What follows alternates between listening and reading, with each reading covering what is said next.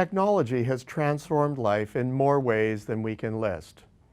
In just over a century, humans have learned how to fly, how to commute in cars, talk over wires, and now through thin air, process trillions of digits in nanoseconds, in microchips made out of sand.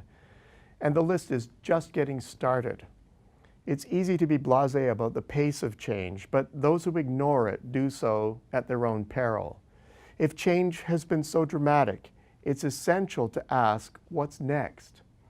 Today, if a business isn't obsessed with the question, it should be.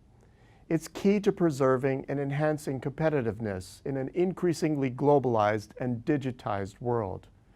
Among the many ongoing transformations is a critical macro trend that we all need to watch. It has long since been observed that as economies progress through stages of development, they morph from a focus on primary industries like hunting, fishing, basic agriculture, rudimentary mining, and so on, to an increasingly developed manufacturing sector.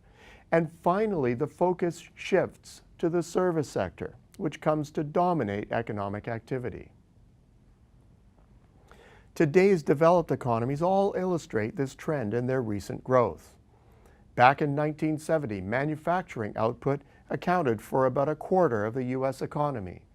Now it accounts for just 12% of GDP, and at the same time, private sector services industries have risen from 53% to 69% of the economy. Well, the U.S. isn't alone. Over the same time frame, UN data shows that the same trend is obvious in the UK, Japan, Italy, Spain, and a significant group of other OECD countries. Canada is no different. Our service sector has increased more or less steadily in the same time frame to 71% of total output. Yet in spite of this huge transformation, for the bulk of this time period, international trade has remained dominated by movements of primary and manufactured goods. We are still of a mindset that an export is something that we can drop on our foot. And if not, well, it is largely an activity that is confined to the domestic economy. Sure, there is trade in services like tourism and transportation, and to some extent financial activities. But in general, many still think of these as necessarily confined and limited activities. Technology doesn't see it this way. The recent explosion of computing and communication capability now makes it possible for doctors to perform complex surgery remotely using high-definition imagery and sophisticated robotics. The financial industry never sleeps, but merely exports digitally to the parts of the world where the sun is up. Globalization has increased the intensity of international travel. And that most textbook of all geographically confined services, the haircut, is now itself at least conceivably exportable. One can imagine a signature stylist cutting a wealthy patron's hair halfway around the world with the same technology that surgeons use. Data illustrate this general trend. Technology is enabling services to grow as a share of trade in one economy after another. In the US, it's now 34% of exports, up from just 17% in 1980. In the UK, a similar trend, and in Japan, where more muted, services account for 20% of exports, up from just 12% in 1995. Even Germany, with its manufacturing focus, has seen service exports rise from 13% to 17% of its total since 1991.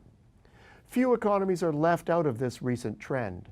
The ubiquity of technology is drawing business around the world into the same pattern.